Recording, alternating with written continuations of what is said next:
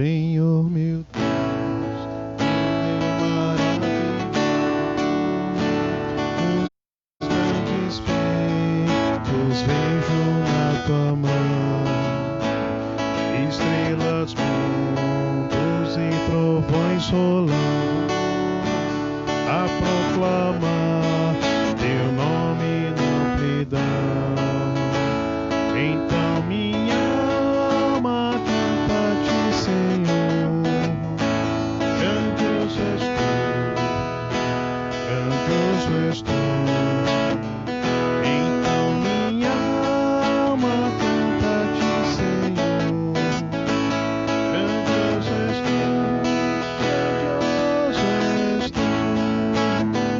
Quando atravesso bosques e florestas, ouvindo a brisa, pássaros cantar, eu vejo além montanhas altaneras, o teu poder e glória proclamar.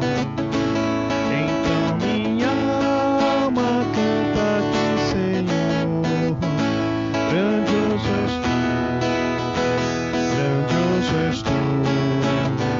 Então minha alma canta-te, Senhor, grandioso és tu, grandioso és tu. Quando ao final, em resplendor e glória, Jesus abrir as portas da mansão, eu hei de estar de joelhos entre os santos, na mais humilde adoração. Então cantar eternamente ali, grandioso és tu, grandioso és tu. Então cantar eternamente ali, grandioso és tu, grandioso és tu. Queridos, boa noite a todos, graça e paz.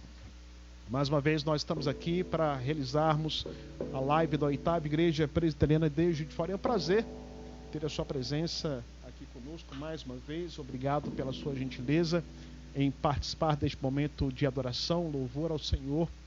E certamente cremos que Deus abençoará a sua vida nessa noite, como já tem abençoado, mas Deus fará muito mais na sua vida através da ministração da palavra, desse tempo de adoração que nós teremos na sua presença. Então convide a sua família para estar aqui com a gente, todos reunidos aqui em alegria, celebrando esse Deus tão bom e tão maravilhoso que tem derramado tantas bênçãos sobre nós. E queria iniciar esse momento convidando você para que você abra a sua Bíblia lá no Evangelho de Mateus, capítulo 7, do verso 7 até o verso 12. E texto que nós estaremos iniciando aqui nessa noite, esse tempo de louvor e adoração e com alegria no coração. E aqui o texto de Mateus 7, do verso 7 ao verso 12, diz para nós: Pedi e das-vos-á, buscai e acharei, batei e abris-vos-á. Pois todo que pede recebe, o que busca encontra, e quem bate abrir-se-lhe-á. Ou qual dentre vós é o homem que, se porventura o filho lhe pedir pão, lhe dará pedra? Ou se lhe pedir um peixe, lhe dará uma cobra? Ora, se vós que sois maus sabeis dar boas dádivas aos vossos filhos, quanto mais vosso Pai que está nos céus dará boas coisas aos que lhe pedirem? Tudo quanto, pois, quereis que os homens vos façam, assim também vos fazei vós também a eles, porque essa é a lei e os profetas. Esse texto, queridos, é um texto que faz parte daquilo que nós conhecemos como o Sermão da Montanha. Jesus ensinando para os seus discípulos ali princípios, regras pastorais, né, do discipulado, de como sermos de fato cristãos autênticos. E aqui Jesus nos ensina algo muito importante sobre a oração, que a oração é um instrumento que nós temos em nossas mãos para que nós consigamos falar com o nosso Deus. E a certeza que Jesus nos dá aqui, que se nós pedimos, Ele nos daria. Se porventura buscássemos a sua presença ele se permitiria ser achado, e se nós batermos, ele estaria abrindo as portas para nós. E ele diz para nós: pois todo o que pede, recebe, que busca, encontra, o que bate, abrir-se-lhe-á. E nós estamos aqui nessa noite orando e colocando a nossa vida diante da presença desse Deus, e na certeza de que ele ouvirá o nosso clamor, a nossa oração nessa noite. E eu queria convidá-lo para que você coloque as suas petições diante de Deus. Eu sei que certamente, como eu, você tem muitas necessidades.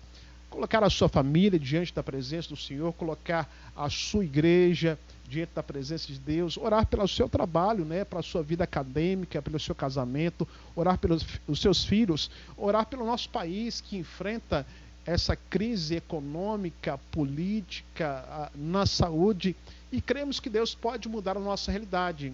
E você tem esse instrumento chamado de oração, para que essas realidades elas sejam mudadas. Jesus fala aqui para nós: ora, se vós que sois maus sabeis dar boas dádivas aos vossos filhos, quanto mais vosso Pai que está nos céus dará boas coisas aos que lhe pedirem. Tudo quanto, pois, quereis que os homens vos façam, assim fazei vós também a eles, porque essa é a lei e os profetas. Então iremos orar.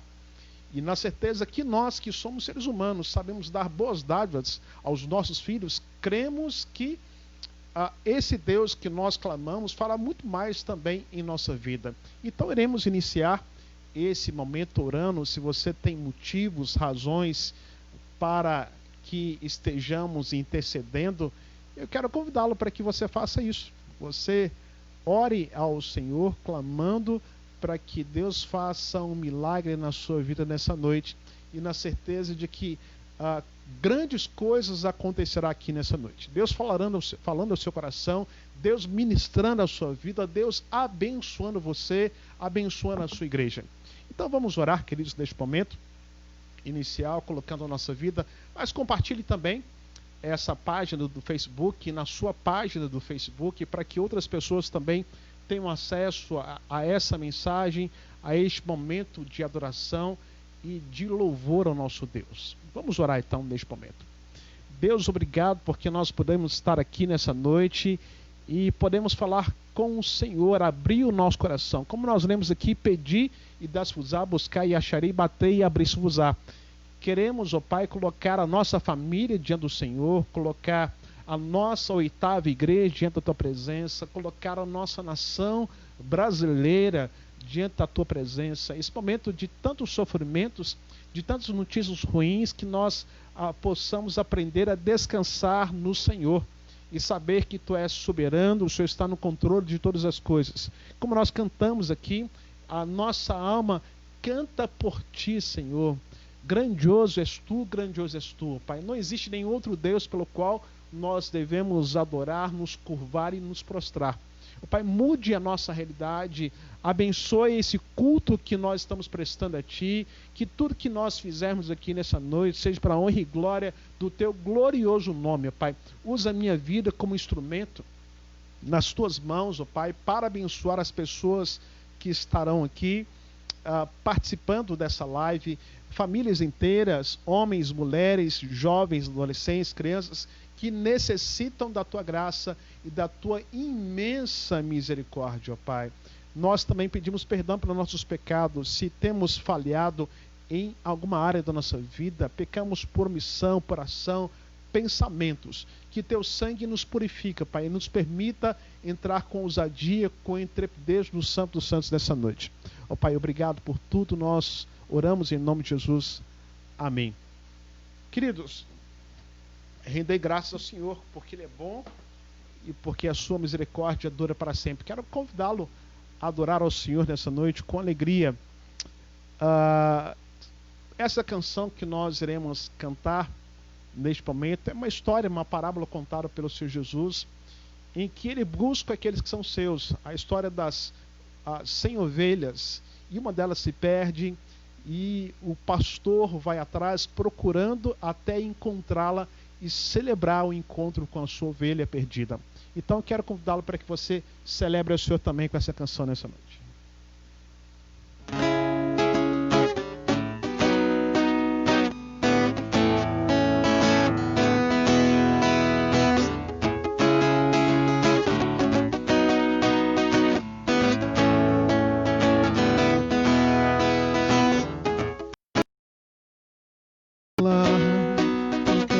caminhava sobre mim. Tu tens sido tão, tão bom pra mim.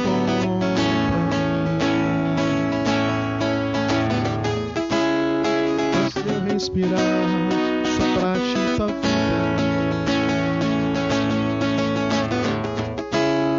Tu tens sido tão, tão bom pra mim. Oh, impressionante, infinito, ousado amor de Deus. Oh, deixa as 99 só pra me encontrar. Não posso comprá-lo nem merecê-lo, mesmo assim se entregou. Oh, impressionante, infinito, ousado amor de Deus.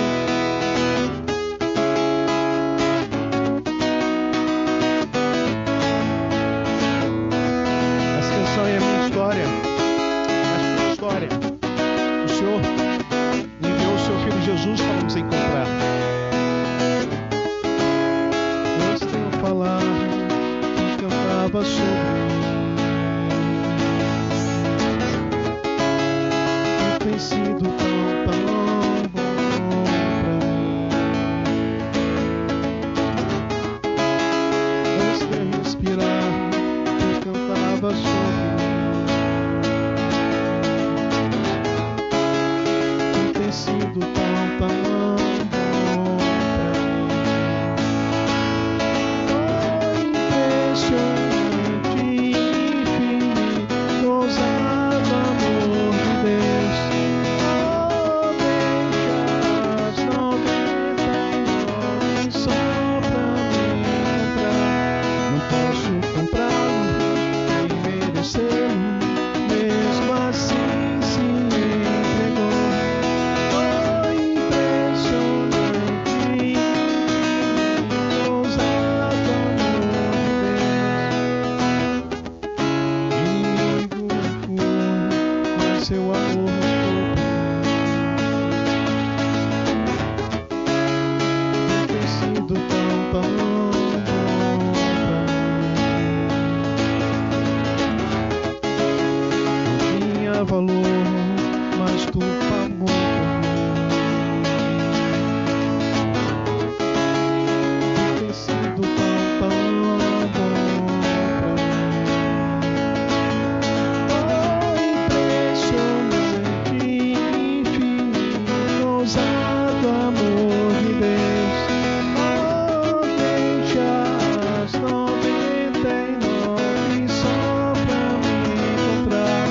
Não posso comprá-lo nem merecê-lo, mesmo assim se entregou. Oh, impressionante, infinito, ousado amor de Deus. Vamos para as sombras, escala as montanhas pra me encontrar. Derruba muralhas, destrói as mentiras pra me encontrar. Vamos para as sombras, escala as montanhas pra me encontrar. Derruba as muralhas, destrói as mentiras pra me encontrar. Oh, impressionante, infinito, ousado amor de Deus. Oh, deixa as 99 só pra me encontrar.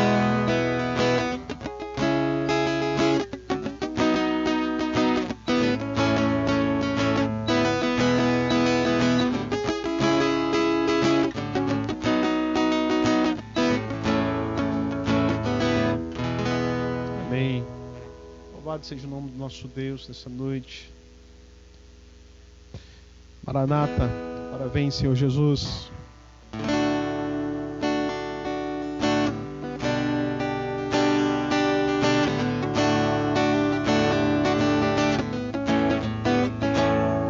Vem Jesus, vem Jesus, Maranata, a hora vem, Senhor.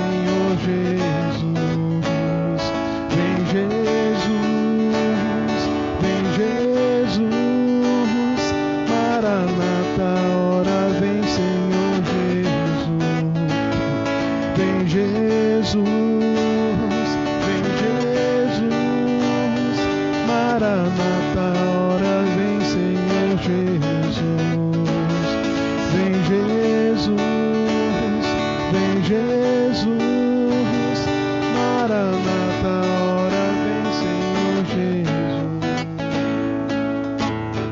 Tu és a minha luz e a minha salvação, a ti me renderei.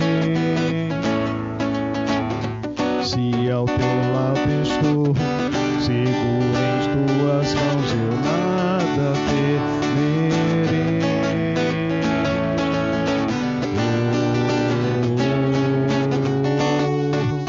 Tu és santo, ó Senhor.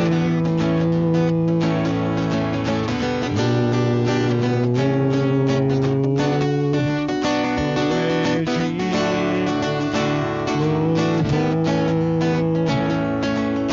Só a ti confiarei, eu nada temerei. Em frente eu irei, pois eu sei que vivo estás. Um dia voltarás do céu pra me buscar, pra sempre reinarás. Aleluia.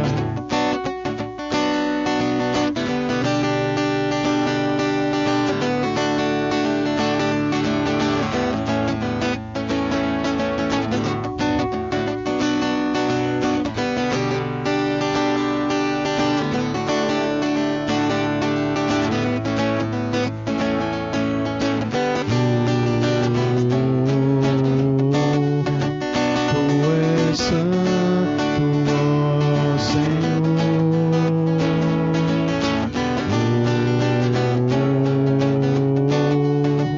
Tu és digno de louvor.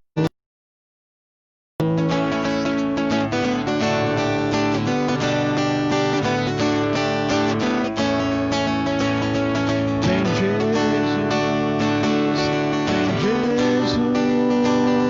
Maranata, ora vem, Senhor Jesus. Vem Jesus, Maranata, ora vem, Senhor Jesus. Vem Jesus, Maranata, ora vem, Senhor Jesus.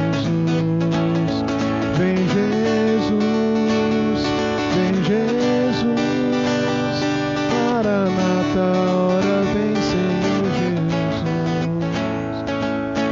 Só a ti confiarei, eu nada temerei. Em frente eu irei, pois eu sei que vivo estás. E um dia voltarás do céu pra me buscar, pra sempre reinarás. Aleluia. Pai, nós queremos entregar esse momento de adoração e louvor ao Senhor. Tu és a nossa luz, a nossa esperança.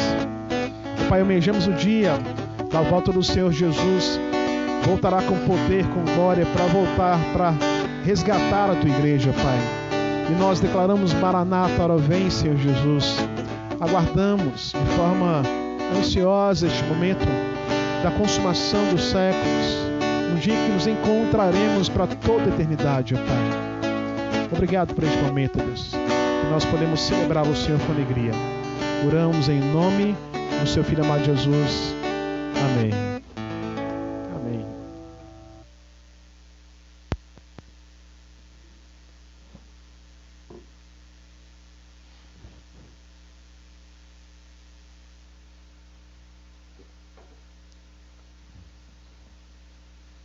Queridos, nós iremos meditar na palavra do Senhor neste momento. Eu quero convidá-lo para que você abra sua Bíblia no profeta Amós, capítulo 7. Amós 7, do verso 7 até o verso 9. Amós 7, do verso 7 até o verso 9, que é o texto que nós iremos meditar aqui nessa noite. Amós 7, do verso 7 até o verso 9.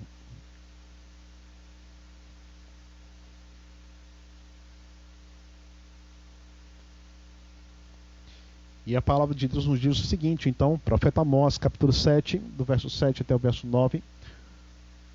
Mostrou-me também isto, e eis que o Senhor estava sobre um muro, levantado a prumo, e tinha um prumo na mão. O Senhor me disse: que vês tu, Amós? Respondi: um prumo. Então me disse o Senhor: eis que eu porei o prumo no meio do meu povo, de Israel, e jamais passareis por ele. Mas os altos de Isaque serão assolados e destruídos, e o santuário de Israel levantar-me-ei com a espada contra a casa de Jeroboão. Vamos orar mais uma vez, para que Deus fale no nosso coração. Santo Deus, nós entoamos louvores a Ti, e agora nós, mais uma vez, abrimos a palavra do Senhor e pedimos que o Senhor fale no nosso coração através dela, que ela seja aplicada em nossa vida e cumpra o propósito de exortação, de consolo, de salvação na vida de todos nós. Obrigado por tudo que o Senhor tem nos dado. Nós oramos em nome de Jesus. Amém. Queridos, eu me lembro da minha adolescência, estando no interior de São Paulo. Meu irmão pastoreava lá, na cidade de Mirassol. E ali aprendi uma canção infantil que posteriormente repeti essa canção para os meus filhos depois.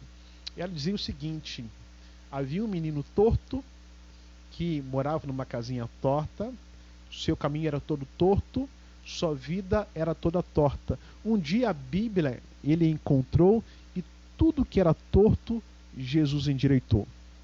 É uma canção infantil, né, que os nossos filhos certamente celebram, cantam, mas cheio de teologia.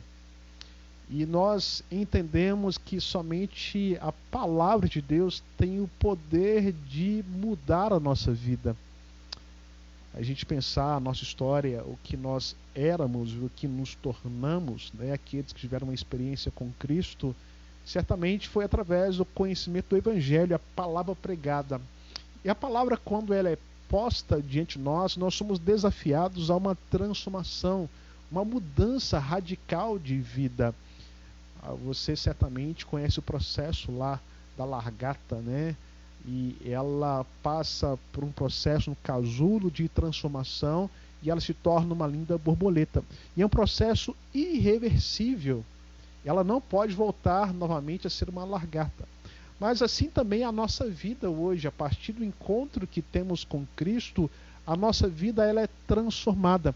É aquilo que nós chamamos de metanoia, que é a mudança de mente, mas também de coração. Quando olhamos para o texto que lemos, o profeta Amós, talvez aí alguns o conheçam como profeta boiadeiro, profeta do campo, catador de sicômoro.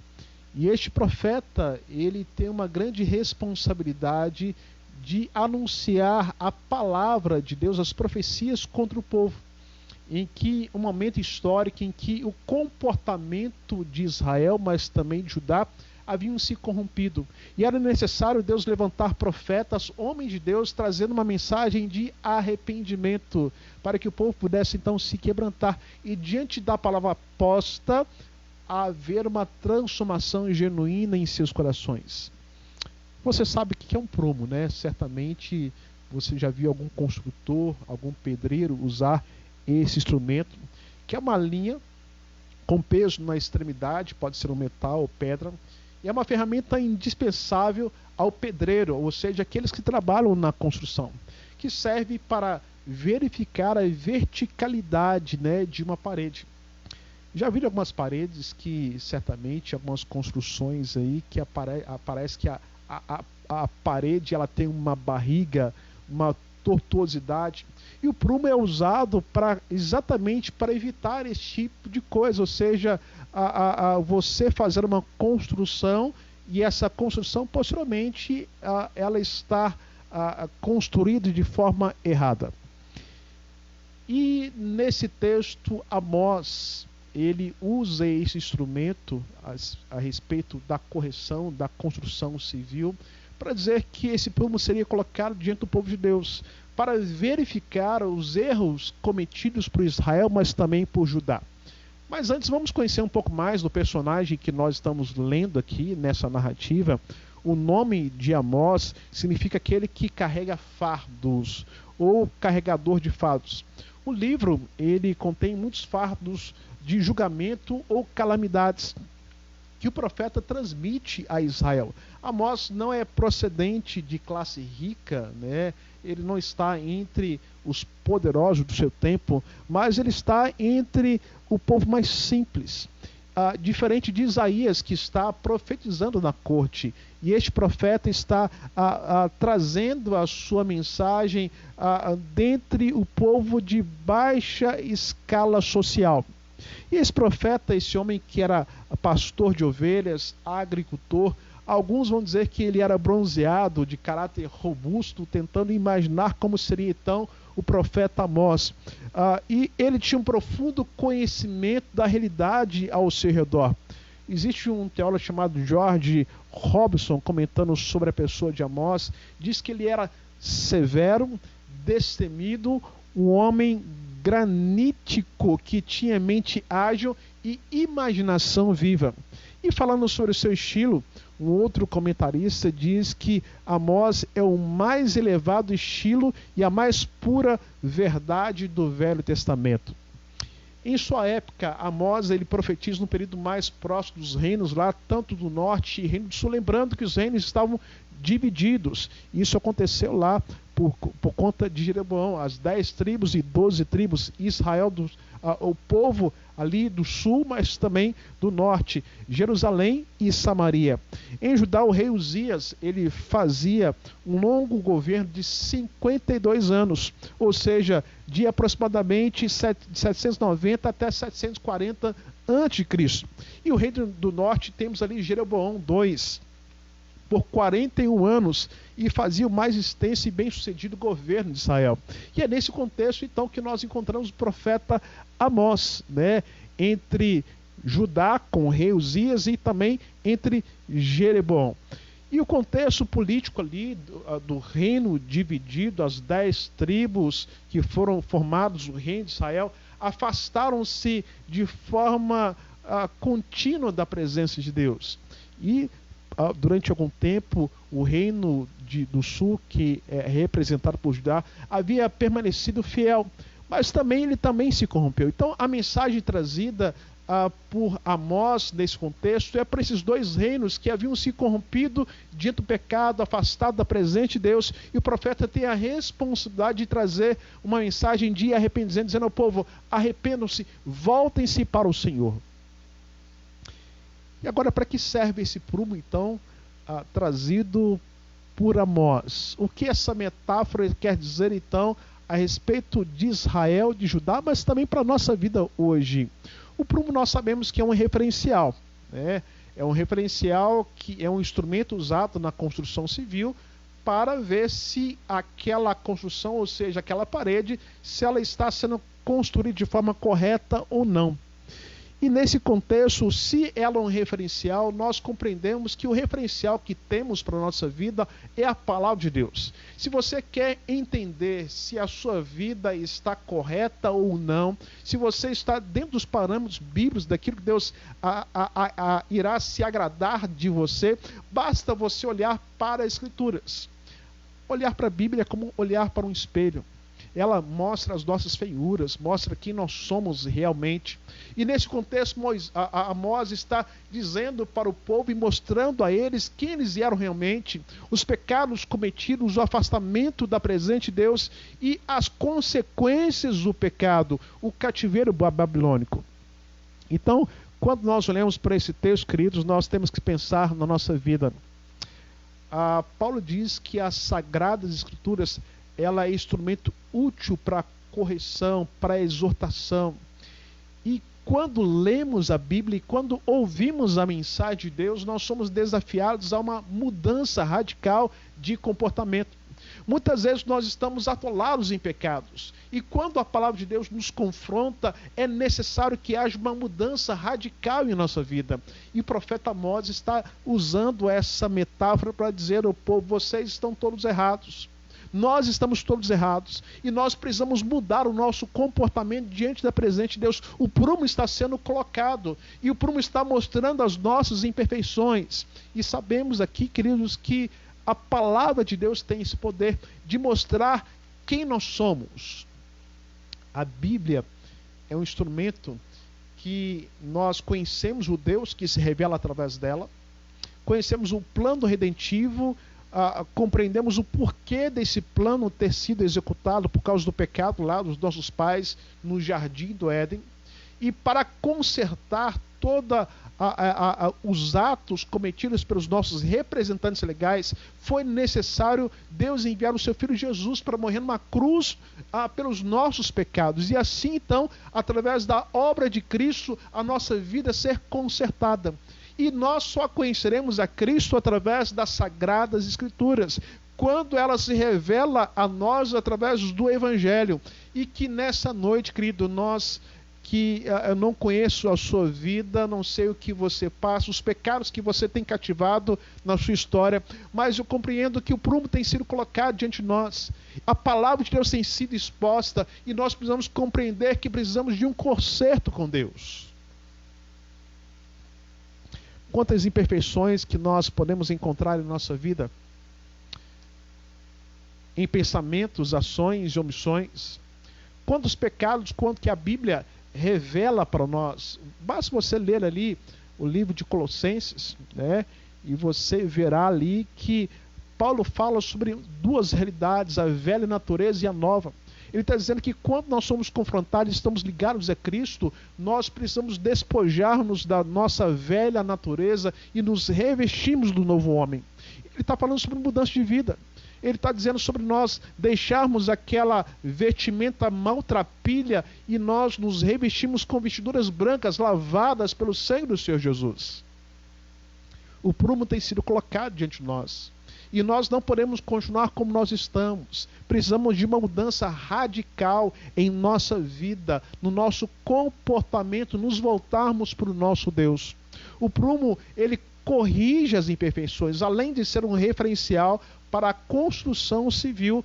Também ali nós compreendemos que o prumo, ele corrige as imperfeições. Se porventura ele mostrar as imperfeições, há tempo ainda de refazer aquilo que estava sendo feito errado.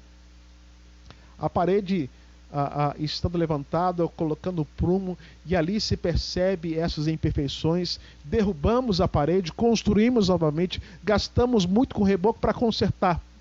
Mas pensarmos na nossa vida, talvez a Bíblia está nos revelando a promiscuidade que nós nos envolvemos muitas vezes, uma vida sem caráter, sem testemunho, famílias sendo destruídas, nós deixando de viver a palavra de Deus na sua integridade, traições, jogatinas e tantos outros pecados que nós temos cometido em nosso tempo, que precisamos entender que a palavra de Deus nos desafia a uma transformação. O prumo é uma referência, o prumo ele conserta as nossas imperfeições, o prumo ele é um instrumento necessário na vida da igreja. A Bíblia é necessária para corrigir os nossos erros.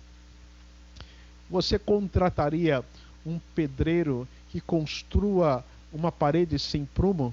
Eu creio que não. Porque você quer ter uma boa construção. E assim também, queridos, a nossa vida.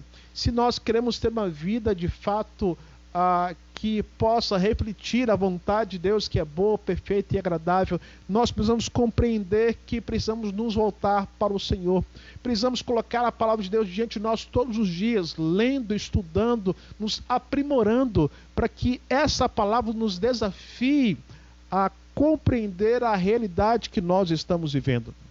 Você pensar que no tempo ali de Amós, né, o reino dividido, muitas questões políticas entre as duas nações, a vida religiosa em degradação, os sacerdotes estavam adulterando dentro do templo, as mulheres estavam vivendo de forma fútil em festas e bebedeiras, os juízes estavam amordaçando a voz da consciência e vendiam sentenças para arrebatar o direito dos justos. Os ricos viviam de forma dominando as camadas mais baixas, usando apenas do vinho, caros ao som de música, tramando seus leitos, planos para saquear os pobres. Até parece o nosso tempo. Até parece que está falando da nossa realidade política brasileira, em que existe a corrupção política, os juízes se vendendo e vendendo sentenças.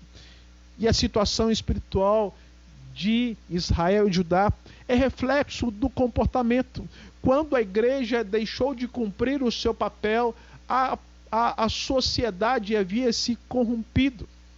Então, queridos, o sistema de adoração ao bezerro de ouro em Betel, instituído no reino de Israel já durante 170 anos nesse contexto, embora a adoração a Baal tivesse sido expurgada da terra por Jeú em 841 a.C., a adoração do bezerro continua por óbvias razões políticas nesse contexto, queridos. E moralmente a nação estava corrompida. Profetas e sacerdotes viviam a serviço dos seus próprios interesses. E diante dessa realidade pecaminosa, o prumo foi colocado para que pudesse corrigir o comportamento pecaminoso do povo. Então, uma degradação espiritual, política, religiosa, em todas as esferas da sociedade. E era necessário que o povo compreendesse que era necessário o arrependimento. E nesse contexto, então, ali o profeta, ele tem, no capítulo 7, ele chama o povo ao arrependimento, dizendo que Deus estava colocando o prumo. E se você ver o capítulo 9, existe uma promessa de restauração.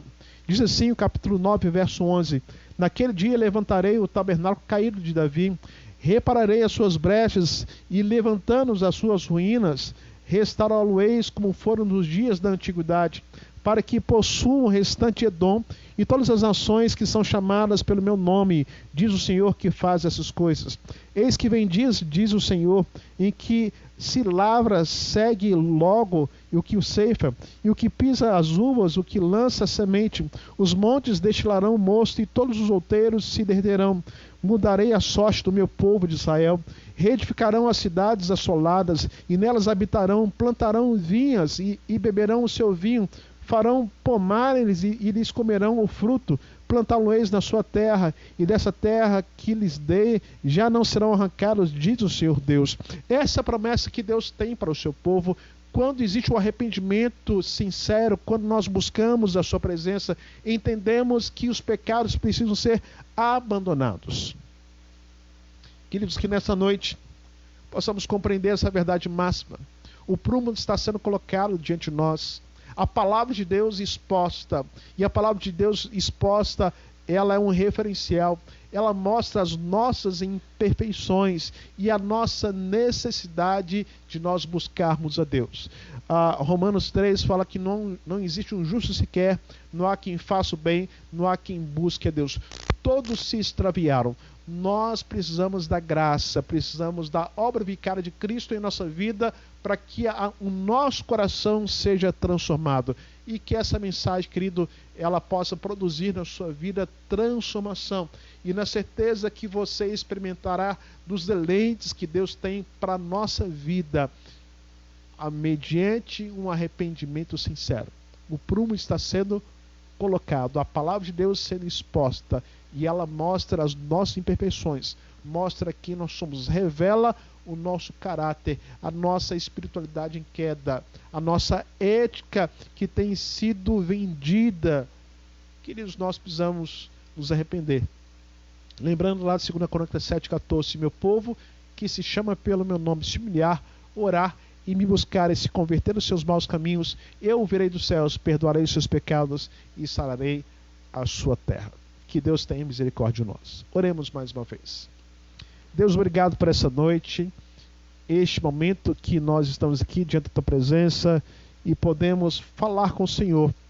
E clamamos para que haja arrependimento sincero, que possamos nos quebrantar diante do Senhor, reconhecer a nossa necessidade de voltarmos para o nosso Criador, através de um quebrantamento, nos humilhando diante da tua presença.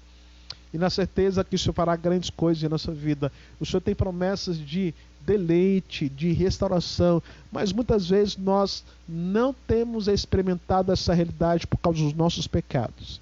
Pedimos perdão, pedimos misericórdia, que a tua graça seja derramada sobre nós. Nós oramos em nome de seu Filho amado Jesus. Amém. Queridos, nós estamos encerrando a nossa live mais uma vez. Que Deus abençoe sua vida. Obrigado pela sua participação aqui conosco nessa noite. Abençoe a sua família. Boa noite a você. Que na próxima domingo estaremos aqui de volta, trazendo uma mensagem ao seu coração, continuando a falar sobre Daniel. Daniel capítulo 7. Creio que Deus falou o seu coração nesse domingo passado, através dessa mensagem, sobre o controle soberano de Deus sobre todas as coisas. E continuaremos falando sobre o controle. Podemos descansar o nosso coração na presença do nosso Deus, ok? Então que Deus te abençoe, até logo mais e que você tenha uma boa noite na presença do nosso Deus.